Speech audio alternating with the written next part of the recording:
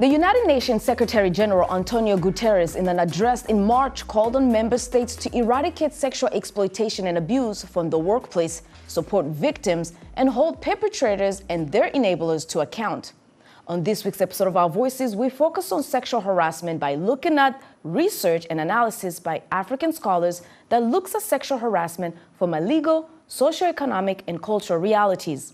Hello and welcome. I am Oriani Tangishaka, and this is Our Voices. With me is my co-host Seminyesh Yakoye. Ginny Niwa is out today. Before we get into the topic, Seminyesh, and of course our viewers, what do you think are some of the reasons why that sexual harassment behaviors continues to be active, especially in the workspace? Some say it takes two to tango, and especially for women, by the way they dress, by the way they behave. Have there any role in inviting these type of behaviors against themselves?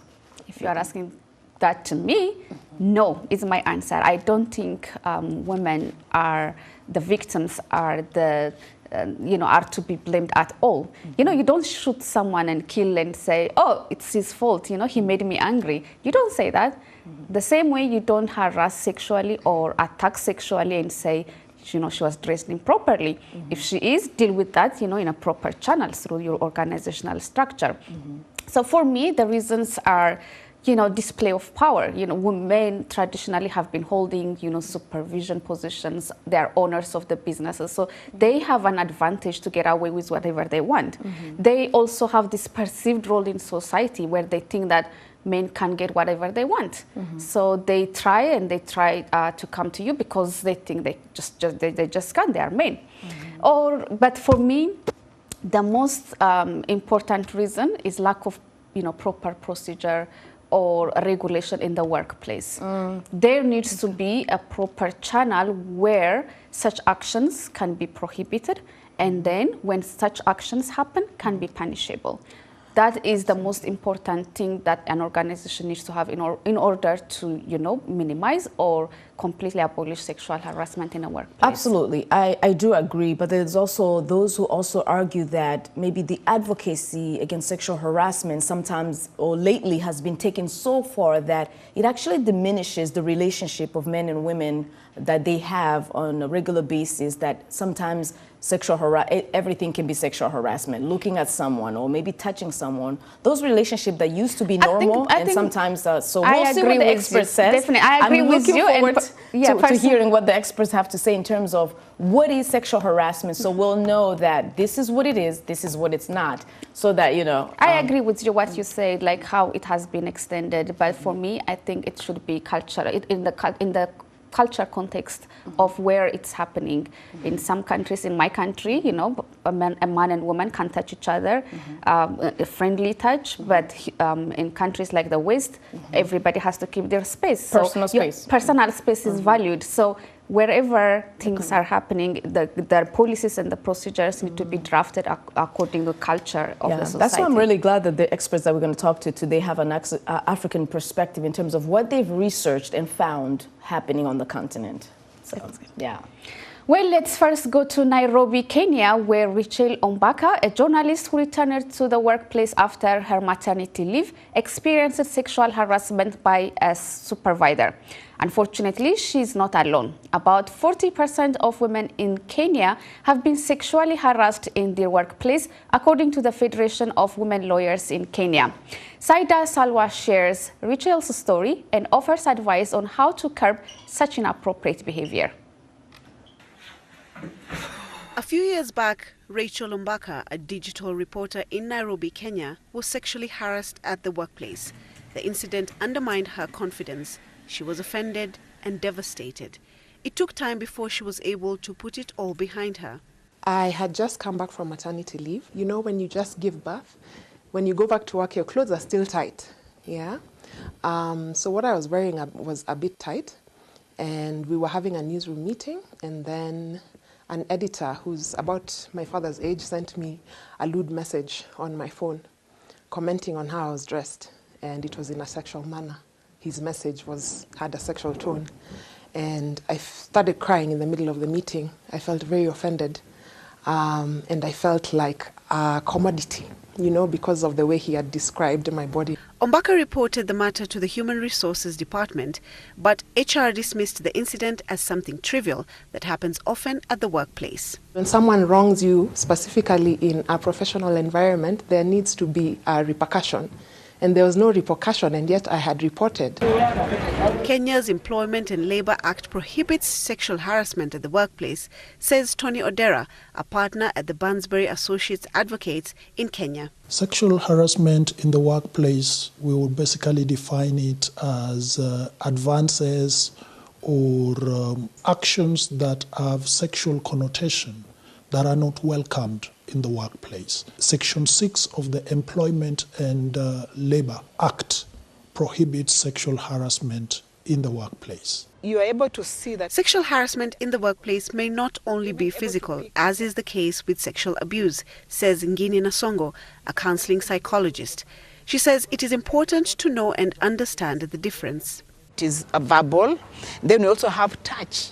There are people who can even hit you or touch you inappropriately. There are certain messages that are sent. Or someone just comes and slips over something on your desk, something that is out of what your beliefs and values are. We are also talking about abuse of position of authority, which is also criminalized under the Sexual Offences Act. There are people who wear hijabs and they still, still get sexually harassed. Children still get sexually harassed. So it's not about dressing, it's not about age. Many women are fighting back and reporting these incidents. However, seeking recourse through the legal process can be both expensive and exhausting. Many women who complain may end up losing their jobs. What are the implications? You develop what you call low self-esteem. Your work performance is definitely going to drop because every time you come to work, you develop what you call lethargy. And again, you can develop mental health issues. According to Odera, it is alarming that 40% of women have reported being sexually harassed in Kenya.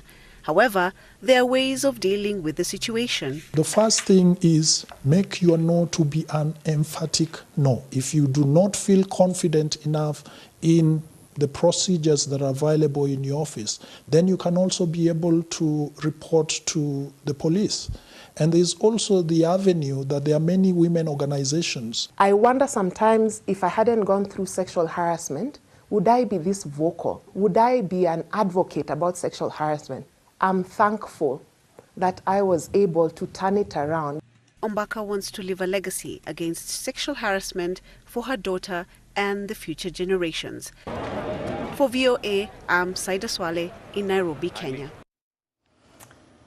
Thank you so much, Saida Swale, for that report. Well, to dive deep into this topic, we have invited Furaha Joy Sekai Saungweme, the author of Sexual Harassment and the Law in Africa and founder of Africa and Sexual Harassment Initiative, as well as Mrs. Samantha Mwisige, sexual harassment survivor and advocate against this crime, who joins us via Skype from Uganda, the city of Kampala. How are you ladies doing? We're doing very well. Very welcome excited to be here. voices. Thank you. Thank you so great much. to have you. Now, Furaha Joy, you have written a very interesting book, and it has amazing reviews. Right. But I'm wondering, why is such a topic not so much found when you look at the research or the publications on the continent? Why don't we find so much of that when we look for it? Yeah, I think that sexual harassment just continues to be kept under the wraps. It is an issue that challenges the patriarchy, and it is an issue that has just not evolved sufficiently in terms of the law. And so as a lawyer and an advocate on issues pertaining to sexual harassment, I've studied the laws, and although we have several countries that have incorporated legislation, there are still too many gaps that allow perpetrators to escape liability. Before we go to our Skype guest in Kampala, Samantha, let's define what sexual harassment is so that our audience can understand what we are talking about. What is sexual harassment in a workplace? Of course. Sexual harassment would really be the general terms that you would find across regions would be unwelcome conduct of a sexual nature, and it would be as a form of discrimination and prohibited an unfair labor practice in some regions. The attention is, the devil is in the details when it comes to the definition of sexual harassment.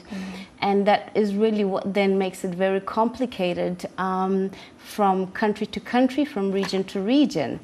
If you look, for example, at the example of Kenya and how they define sexual harassment, they have two principal laws that address sexual harassment, and that's a good thing.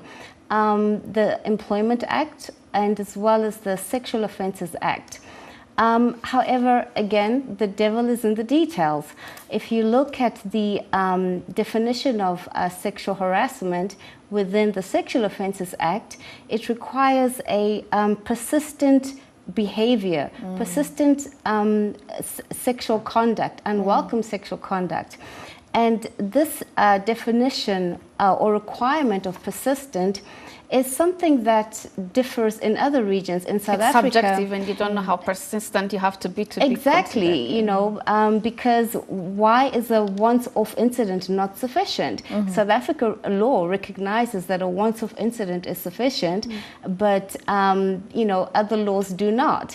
And yet we know that a once-off incident is sufficient to establish a case of sexual harassment. Wow, some would say that's pretty harsh. If maybe like an innocent statement was made, you know, you are going to get accountable for that. So, yeah.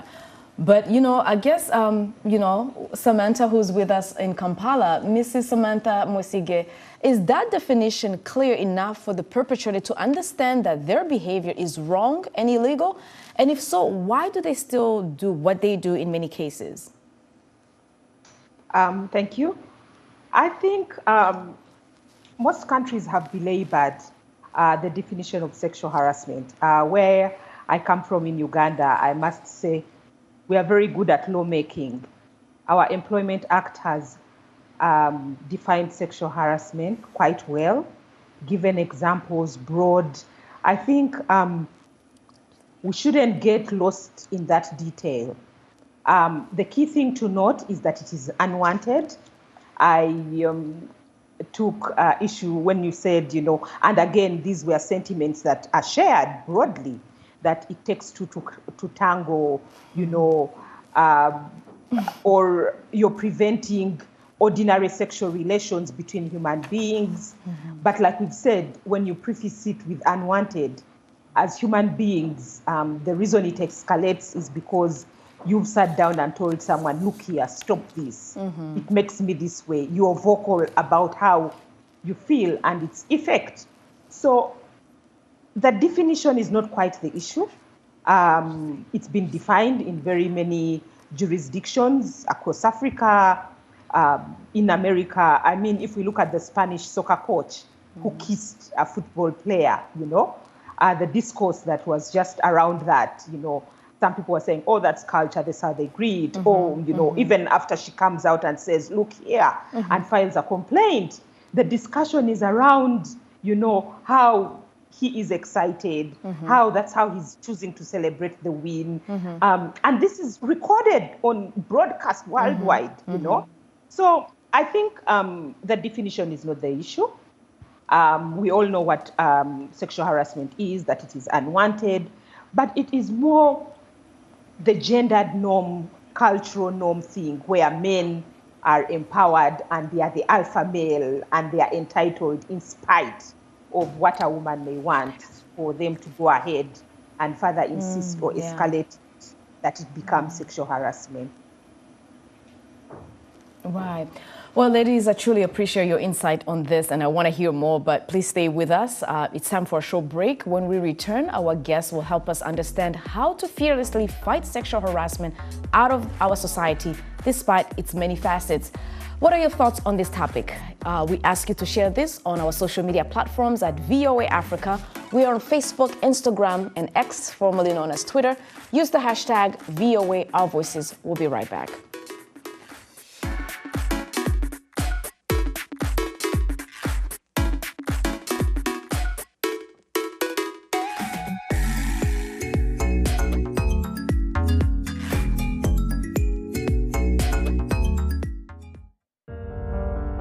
In times of change, when the world seems uncertain and what we hear doesn't reflect what we see,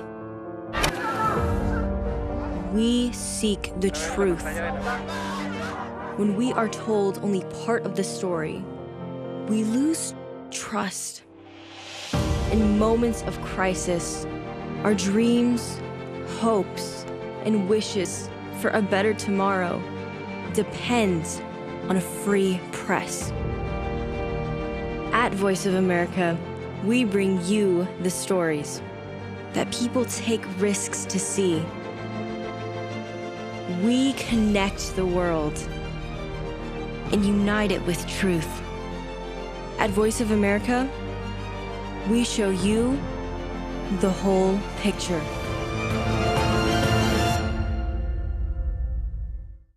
You're watching VOA's Red Carpet. My name is Jackson Vunganyi. Thank you so much for joining us each week right here on Red Carpet. We bring you the latest in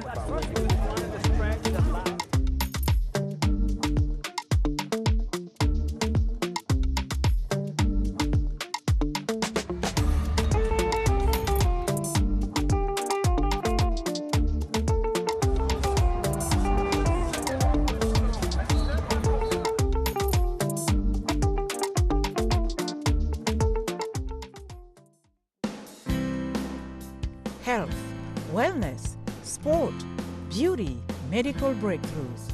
Healthy Living cares about your well-being. What are the main health concerns in Africa and around the world? Find out the latest on coronavirus. Connect with our experts and ask them questions. How long does the virus stay? Join me, Linoch Mudu, in Washington every week on Healthy Living, right here on VOA.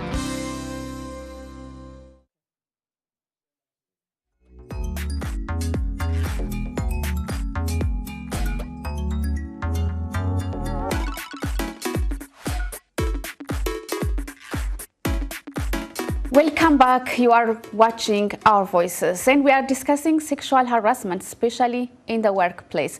Our guests, Furaha Joy Sekai author and founder of Africa in Sexual Harassment Initiative, and Samantha Mwesi Jane, sexual harassment survivor and advocate, who are here to tell us from their personal experience and expertise on how to combat this behavior. One question I have, maybe it can be for both of you. But before we continue our discussion, our VOA reporter based in Luwenge, Malawi, spoke to Mimori Ngosi, a child and women's rights activist, and Grace Ngomba, a primary school teacher, to share their thoughts on the predatory practice.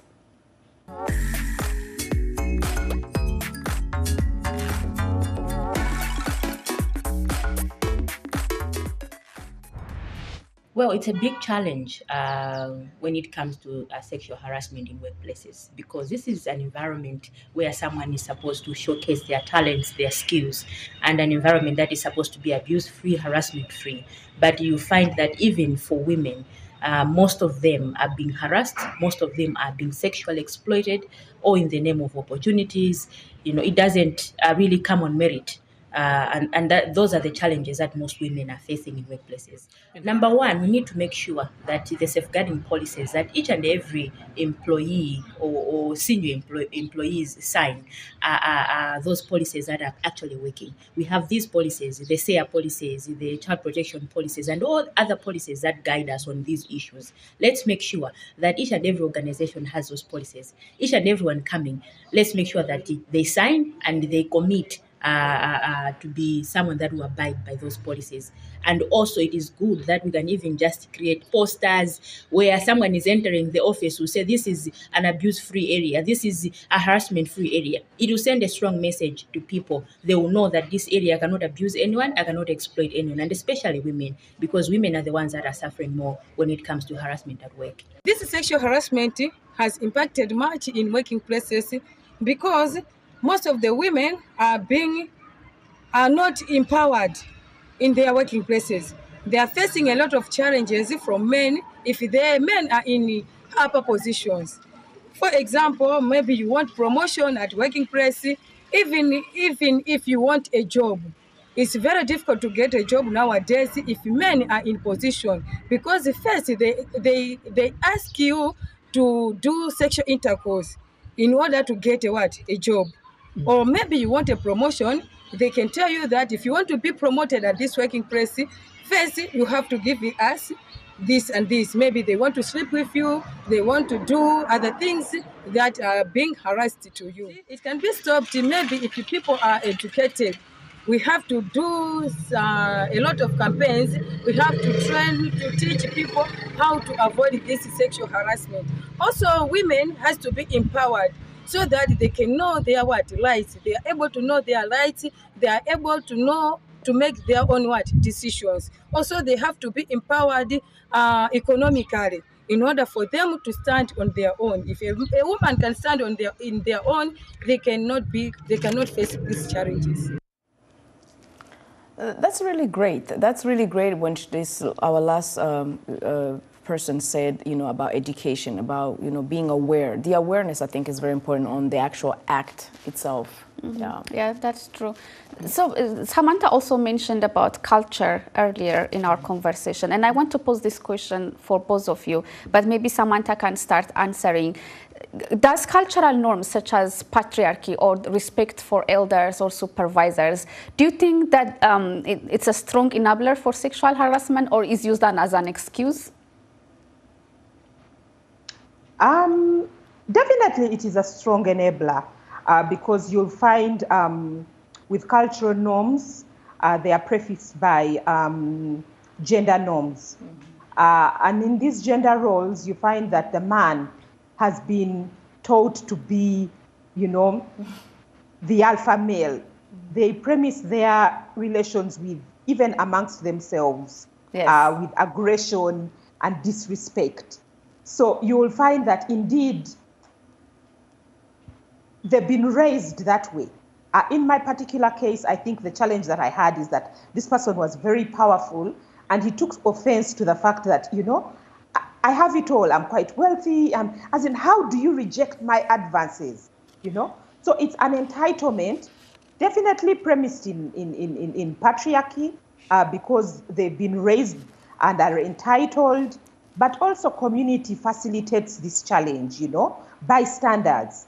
Usually you'll find the friends of these people know, they've had discussions and they said, I've approached Samantha and she's being difficult. And they will say things like, oh yeah, that one is like that, etc.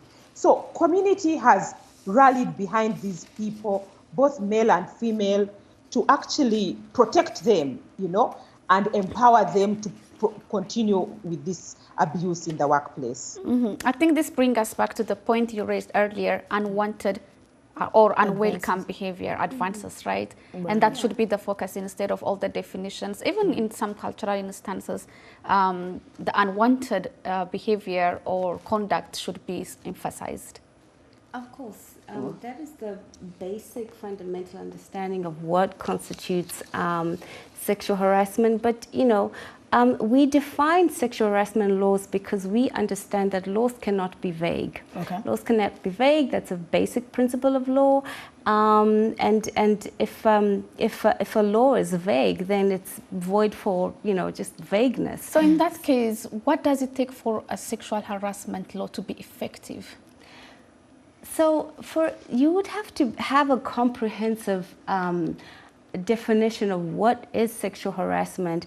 And I think that we've made progress on the international platform. If you look at the ILO C-190, the Convention C-190 on violence and harassment in the world of work, it has a good definition of violence and harassment and sexual harassment. It tends to broaden who is an employee, right, and who is and what is an employer. And the definitions of what is an employee and employer are obstacles in certain countries that have defined what sexual harassment is. For example, if I'm a volunteer, if I'm a trainee, that specific law may not consider me to be an employee, therefore I'm not protected under a sexual harassment law. And that's really important. And I liked what you said earlier, that the devil is in the details. We all know that the different parts of the continent, they have different laws and the different, legislation are being passed, that they do acknowledge that sexual harassment is a crime and it should be punished. But I think that what I'm getting is that the focus must stay on the actual act. That's what, people need to educate themselves on how to fight it. But the actual act, we've agreed that it's actually needs to be curbed. So maybe Samantha can tell us how civil society organizations are working to enhance these existing legislations. I think civil society organizations are checks and balances for governments. They call them out. Take, for instance, our work at AESHI, Africa End Sexual Harassment Initiative. We are driving or driven towards changing policies, ensuring, like Furaha says, the definition is not ambiguous, being able to hold people accountable, and also to support victims, One thing is the public sector really is there as, the carrot and stick, so they're the stick. Civil society organizations are the carrot. They offer support to victims, mental health support, ensuring they call out governments to have these cases resolved to their logical conclusion, putting in place structures. So without a doubt, civil society organizations are the backbone for which this agenda can be driven. I agree, absolutely. I think it's great to collaborate because this is a very complex topic, and I wish we had more time to really dive deep. Maybe we'll bring you guys back to really go further into this. I feel empowered today to know that I need to learn more. That is it for today. Thanks to our guest, Mrs. Samantha Mwesige, sexual harassment survivor, and Furaha Joy Sekai Saungweme, founder of Africa End Sexual Harassment Initiative. Be sure to watch our voices on the VOA website at voaafrica.com, where you can catch up on the latest episode and the world's top news stories. Also, thanks to our editorial and production teams on our voices. On behalf of VOA, thanks for tuning in. Until next time, let's stand up and fight sexual harassment together.